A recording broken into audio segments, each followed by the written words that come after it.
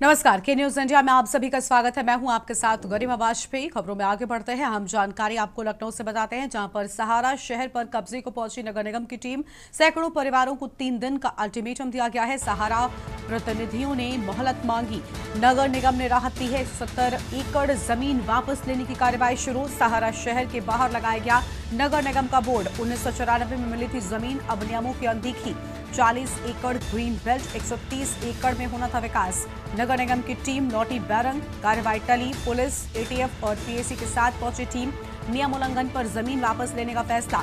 सहारा शहर में रह रहे परिवारों में चिंता का माहौल, मानवीय दृष्टिकोण अपनाया गया। नगर निगम की ओर से अहम बातें कही गई हैं।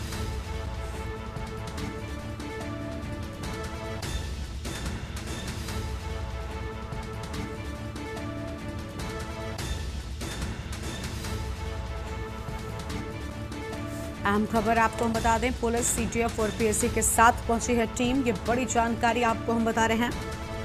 नगर निगम उल्लंघन पर जमीन वापस लेने का फैसला, बड़ी जानकारी आपको हम बता रहे हैं। सहारा शहर में रह रहे परिवारों में चिंता का माहौल।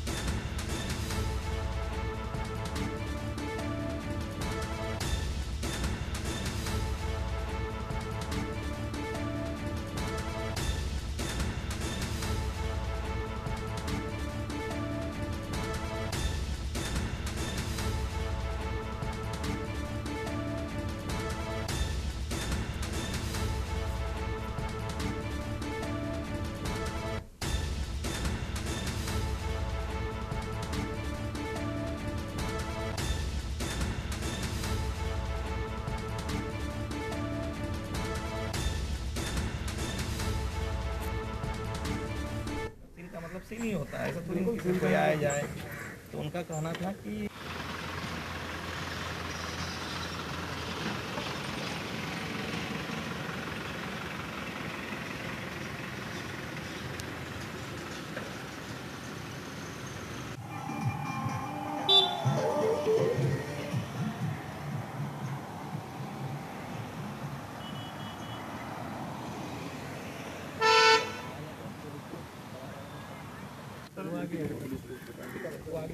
हम इस समय सहारा सिटी के बाहर मौजूद हैं। अब से कुछ देर पहले यहाँ पर नगर निगम की टीम आई थी। टीम इसलिए पहुँची थी क्योंकि सहारा शहर को अपने कब्जे में लेना था, लेकिन इस शहर के अंदर तमाम परिवार रहते हैं जिनको देखते हुए, मानवीय पहलू को देखते हुए नगर निगम ने 3 दिन का समय खाली करने के लिए दिया हुआ है। अगर 3 दिन के भीतर जो सिटी है उसके परिवार बाहर न निकलते हैं तो कहीं ना कहीं पुलिस और प्रशासन जो है उसके सहयोग से इसको खाली कराया जाएगा। आपको बता दें, 1994 में 30 साल की लाइसेंस डीड पर सहारा शहर जो सहारा कंपनी को दिया गया था और इसमें तमाम शर्तें रखी गई थी, लेकिन सहारा शहर की जो कंपनी है उसकी ओर से उन शर्तों को पूरा नहीं किया गया, जिसके बाद अब नगर निगम इसको अपने कब्जे में ले रही है। 3 दिन बाद देखना होगा कि आखिर कैसे नगर निगम इस पर अपना कब्जा आधिपत्य जताती है, कैसे जमा पाती है, आखिर कौन कौन सी रुकावट आ रही है कि इतना समय लंबा होने के बाद भी अभी तक नगर निगम इसको अपने कब्जे में नहीं ले पाए। लखनऊ से के न्यूज़ के लिए अश्विनी कुमार। और इसी खबर पर बातचीत के लिए हमारे साथ अश्विनी कुमार हमारे साथ में जुड़ चुके हैं। अश्विनी, 40 एकड़ ग्रीन बेल्ट सहित यहाँ पर जो एक्शन है वो शुरू होने की बात सामने आई, लेकिन कहा जा रहा है कुछ मोहलत मांगी गई है और नगर निगम ने राहत दे भी दी है। बिल्कुल बता दें आपको कि सहारा शहर को 1994 में 170 एकड़ जमीन अलॉट हुई थी, जो जीएमओ और इसके अलावा उन जगहों पर थी। अगर बात करें तो 170 में से 40 एकड़ जमीन जो ग्रीन बेल्ट की थी, बाकी 130 एकड़ जमीन थी उसकी व्यावसायिक और आवासीय जो है डेवलप करना था, लेकिन कहीं ना कहीं वो नहीं किया गया। 30 साल की जो लाइसेंस जीत थी 1994 में हुई थी, वो 2024 में खत्म हो गई और कहीं ना कहीं जो नियम कायदे कानून थे उनको भी दरकिनार किया गया, जिसके बाद अब जो है सहारा के पास जो जमीन है उसको नगर निगम अपने हाथों में ले रहा है। हालांकि इसको लेने के लिए नोटिस भी सर्व कर दी गई थी। उसके बाद कुछ दिन पहले ही जो है सहारा शहर के बाहर नगर निगम ने अपना बोर्ड लगा करके उसको अपनी संपत्ति घोषित कर दिया। आज नगर निगम की टीम जो है पहुंची थी सहारा शहर में अपना कब्जा लेने के लिए, जिसमें पुलिस के अधिकारी थे, पीएससी थी, साथ ही साथ ईटीएफ की टीम थी, इसके अलावा नगर निगम के तमाम अधिकारी थे। लेकिन वहां पर रह रहे लोगों ने रिक्वेस्ट की कि अभी हम यहाँ पर रह रहे हैं। ऐसे में नगर निगम ने 3 दिन की फौरी तौर पर जो है मोहलत दी है। 3 दिन के भीतर जो लोग उसके अंदर रह रहे हैं उनको बाहर निकलना होगा। उसके बाद 3 दिन बाद फिर कार्रवाई होगी। निश्चित तौर पर एक बड़ी कार्रवाई नगर निगम की ओर सहारा शहर से होने जा रही है और बड़ी जो जमीन है उसको अपने वो हैंड ओवर करेगा नगर निगम की। शुक्रिया आपका अश्विनी हमारे साथ जुड़ने के लिए और अहम जानकारी के लिए। बड़ी खबर आपको हम बता रहे हैं। आज क्या हुआ कि सर नगर आयुक्त सर से बात हुई तो ये हुआ कि हमने कहा कि पूरा सील मतलब सील ही होता है, ऐसा थोड़ी किसी कोई आए जाए। तो उनका कहना था कि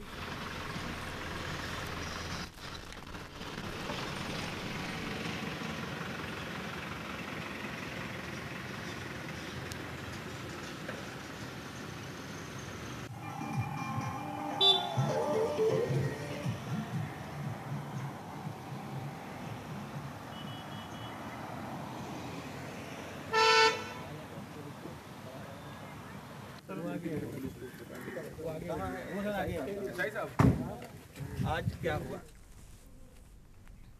अलीगढ़ से बड़ी जानकारी आपको बताते हैं। ग्राम प्रधान पूर्व प्रत्याशी ने फांसी लगाकर आत्महत्या कर ली। ग्राम प्रधान की अपमानजनक बातों से परेशान था। मृतक का शव रखकर परिजन कर रहे प्रदर्शन। बड़ी जानकारी, ग्राम प्रधान हार को याद दिलाकर करता था प्रताड़ित। बेइज्जती से प्रभावित होकर फांसी लगाकर आत्महत्या किए जाने की बात सामने आई है। बड़ी जानकारी आपको हम बता रहे हैं। और घटना के बाद मौके पर पहुंची इलाकाई पुलिस। अलीगढ़ की गोधर थाना इलाके के कस्बा की पूरी घटना सामने आई है।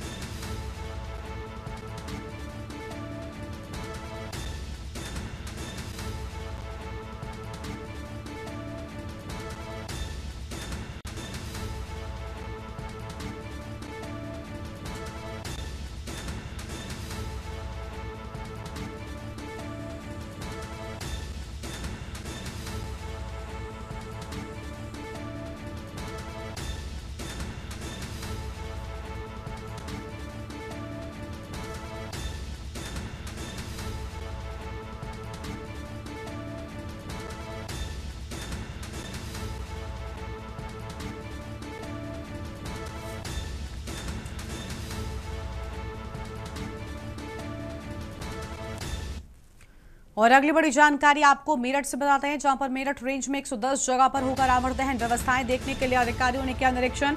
अग्निशमन व्यवस्थाओं की हुई जांच। डीआईजी ने रेंज के अधिकारियों को दिए निर्देश। अग्निशमन व्यवस्था दुरुस्त करने के विशेष निर्देश दिए। मानकों के अनुरूप लगे दुकानें, अग्निशमन की हो व्यवस्था। डीआईजी की ओर से अहम बातें सामने आई। सभी अधिकारियों को सुरक्षा व्यवस्था के कड़े निर्देश दिए गए हैं। डीआईजी की ओर से बड़ी जानकारी आपको हम बता दें।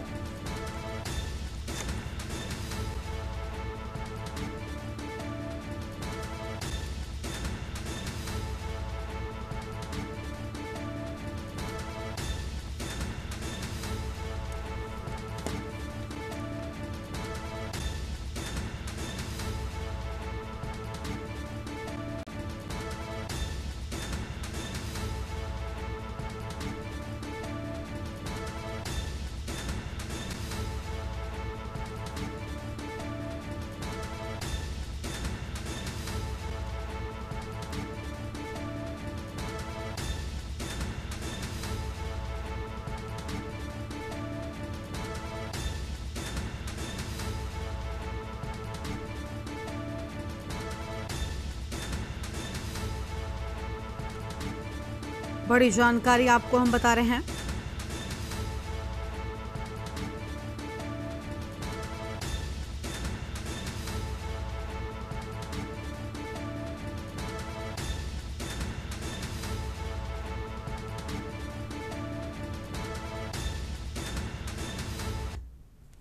सुरक्षा के दृष्टिगत पूरे रेंज में 110 जगह रावण दहन प्रस्तावित है, जिसमें मेरठ में 32, बुलंदशहर में 53, बागपत में 12 और हापुड़ में 13 स्थल पर रावण दहन का कार्यक्रम रहेगा, जिसमें लोग हर्षोल्लास के साथ इसमें आते हैं और रावण दहन जो है यहाँ जो रामलीला ग्राउंड है अक्सर या रावण दहन के जो स्थल हैं वहाँ पर मौजूद भी रहते हैं। इस समय अग्निशमन की व्यवस्थाएं देखने के लिए विशेष तौर से कल एडीजी महोदय एवं मेरे एवं संबंधित वरिष्ठ पुलिस अधीक्षक आदि द्वारा भी कई स्थलों का निरीक्षण किया गया था और मौके पर निर्देश भी दिए गए थे। आज सभी जनपद के प्रभारी एवं उनके चीफ फायर ऑफिसर, मुख्य अग्निशमन अधिकारी आदि के साथ वीडियो कॉन्फ्रेंस करते हुए इस पर विशेष ध्यान देने के लिए और अग्निशमन व्यवस्थाओं को दुरुस्त रखने के लिए और सभी जगह को पूर्व से ही चेक करने के लिए आदेशित कर दिया गया है। आगे बढ़ते हैं खबरों की ओर। रायपुर से बड़ी जानकारी, जहां वृद्धजन दिवस कार्यक्रम में शामिल होंगे सीएम साय। आईजीकेवी के कृषि मंडपम में होगा आयोजन। दोपहर 12:30 बजे कार्यक्रम में पहुंचेंगे मुख्यमंत्री। राज्योत्सव की तैयारियों पर होगी समीक्षा बैठक। अधिकारियों के संग चर्चा करेंगे सीएम साय। मंत्रालय में कार्यालयीन कार्यों में रहेंगे व्यस्त। शाम 5:55 पर मुख्यमंत्री लौटेंगे निवास। और वृद्धजनों के सम्मान में आयोजित विशेष कार्यक्रम इंदिरा गांधी कृषि विश्वविद्यालय बना आयोजन स्थल। मुख्यमंत्री की दिनचर्या में राज्योत्सव भी रहेगा केंद्र में। कोरबा से खबर है, नवरात्रि में युवक की संदिग्ध मौत से सनसनी। आत्महत्या, मर्डर या फिर कुछ और, पुलिस जांच जारी है। प्रसव पीड़ा से जूझ रही पति ने की खुदकुशी। दिन भर परिजनों संग रहा युवक, रात में उठाया कदम। कटघोरा में बड़ी घटना, इलाके में फैली शोक की लहर। पुलिस जांच से मौत का खुलासा।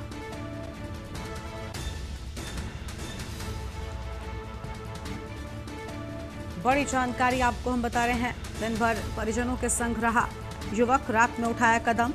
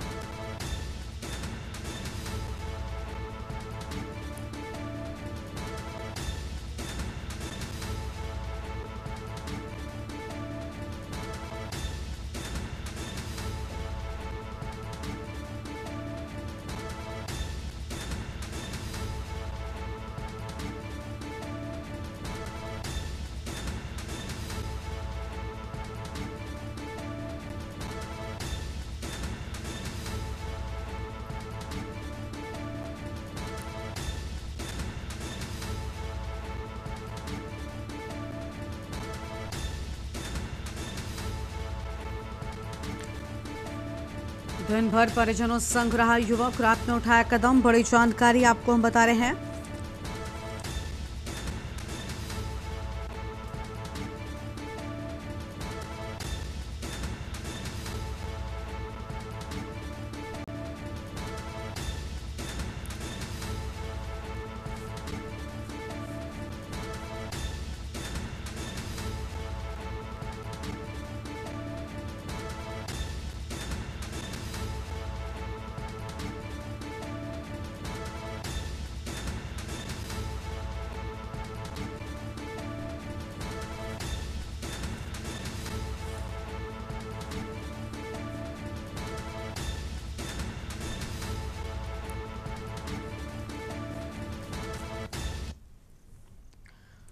और अगली खबर का रुख करते हैं लखनऊ से खबर, जहां पर यूपी के पर्यटन मंत्री जयवीर सिंह ने बरेली सहित सूबे के अलग अलग स्थानों पर पुलिस से समुदाय विशेष के लोगों के द्वारा की गई झड़प को लेकर कहा कि आई लव मोहम्मद की आड़ में मनमानी नहीं बर्दाश्त की जाएगी। बरेली में उत्पात मचाने वालों पर नियंत्रण पाने में सरकार ने देर नहीं लगाई। दावा किया कि मुख्यमंत्री की कुर्सी पर योगी आदित्यनाथ के रहते हुए कहीं कोई दंगा नहीं होने दिया जाएगा। बिहार में हो रहे चुनाव पर सवाल किए जाते ही यूपी के मंत्री ने तपाक से जवाब दिया कि एनडीए एक बार फिर सत्तारूढ़ होगा। केंद्र व प्रदेश सरकार की उपलब्धियों के मद्देनजर बिहार की जनता एनडीए गठबंधन को सत्ता में बनाए रखने का मन बनाए बैठी है। वहीं एसआईआर के सवाल पर कहा कि भारत निर्वाचन का फैसला है। पर्यटन मंत्री ने लखनऊ कारागार में पूर्व मंत्री गायत्री प्रसाद प्रजापति पर हुए हमले को आपसी झगड़े का परिणाम करार दिया है, इसलिए मामले को राजनीतिक चश्मे से देखते हुए सुनियोजित घटना या साजिश के तौर पर नहीं देखना चाहिए। उन्होंने स्वीकार किया कि जेल में कड़ी सुरक्षा के बीच बंदी पूर्व मंत्री पर हमला होना गंभीर बात है।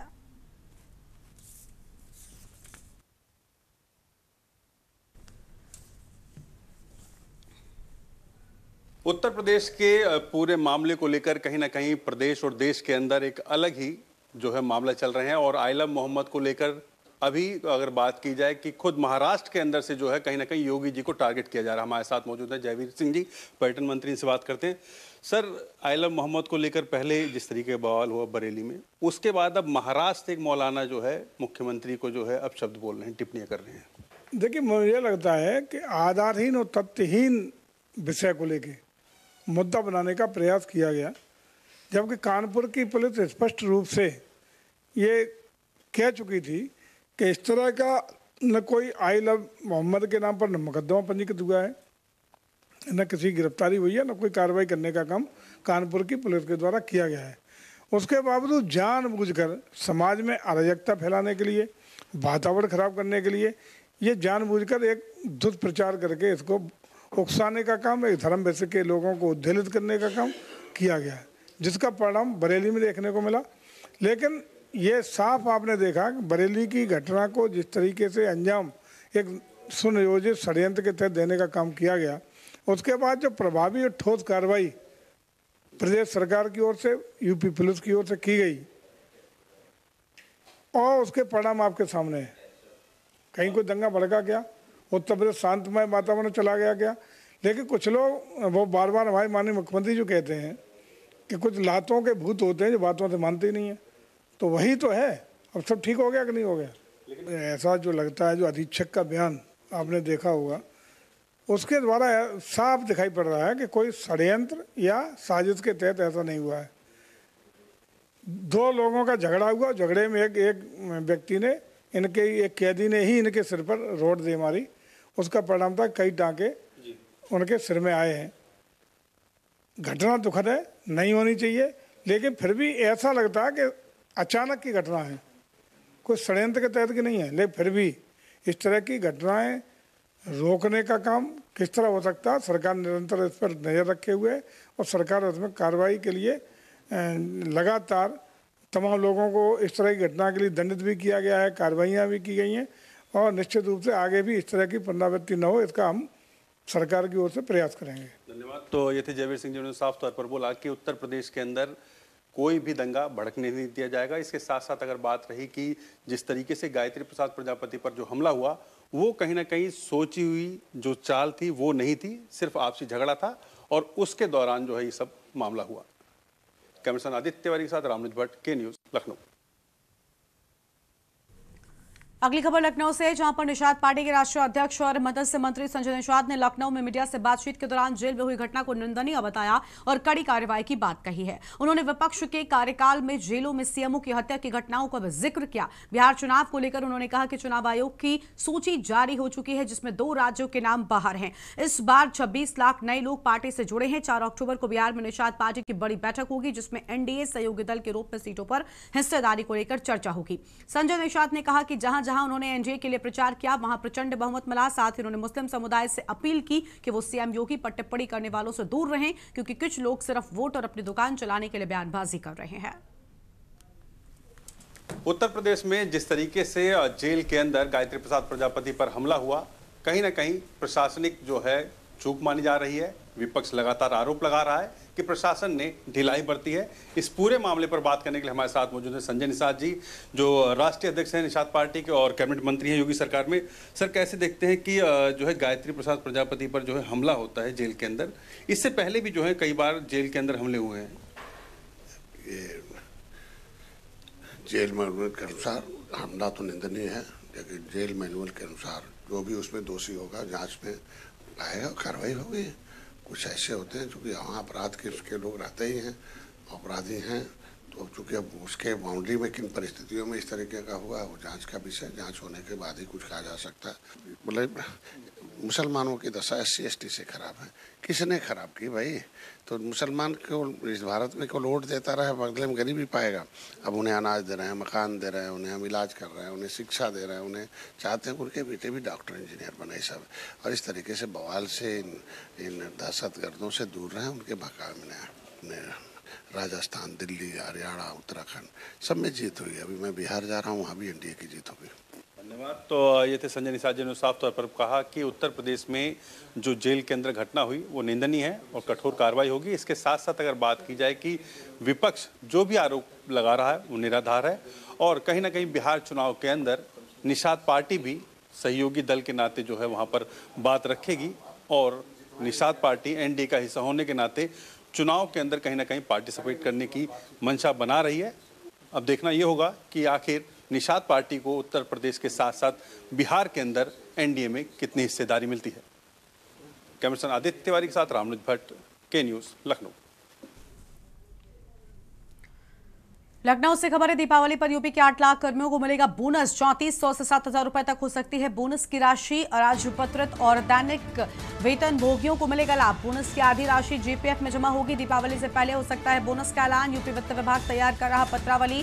वर्क चार्ज कर्मचारियों को भी मिलेगा फायदा। केंद्र के बाद यूपी में भी बढ़ सकता है महंगाई भत्ता। पेंशनर्स को मिल सकती है महंगाई राहत। दीपावली पर सरकारी कर्मचारियों को तोहफा मिलेगा। ये बड़ी जानकारी आपको हम बता रहे हैं। बोनस की आधी राशि CPF में होगी जमा। दीपावली से पहले हो सकता है बोनस का ऐलान। बड़ी जानकारी आपको हम बता दें।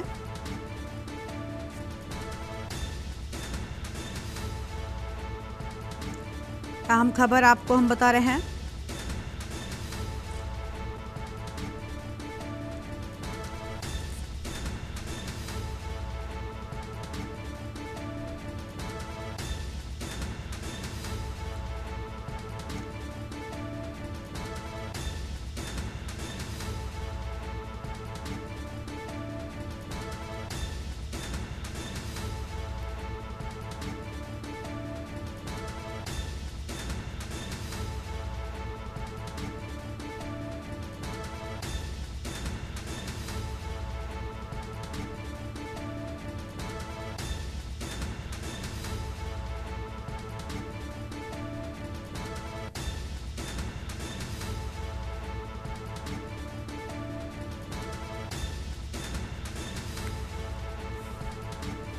बोनस की आधी राशि GPF में होगी जमा। बड़ी जानकारी आपको हम बता रहे हैं।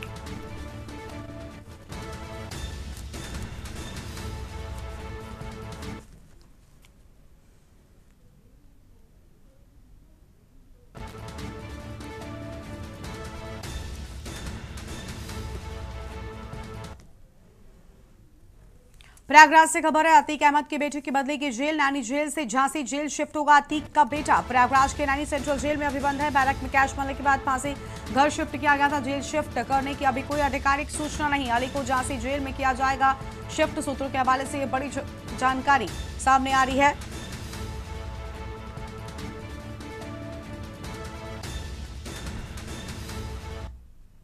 अमरोहा से खबर है, CM योगी की फोटो का क्या आपत्तिजनक एडिट। पुलिस ने आरोपी को सिखाया सबक। आरोपी पर दर्ज हुआ मुकदमा। पुलिस ने आरोपी को जेल भेजा।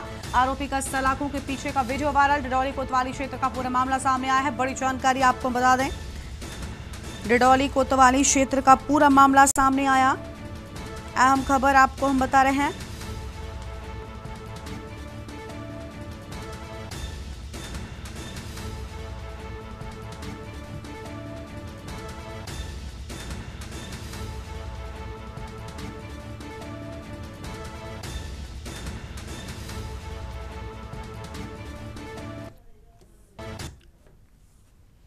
इस बुलेटिन में इतना ही। तमाम बड़ी खबरों के लिए आप देखते रहिए न्यूज़ इंडिया। नमस्कार। आप देख रहे हैं के न्यूज़, खबरों का सारथी।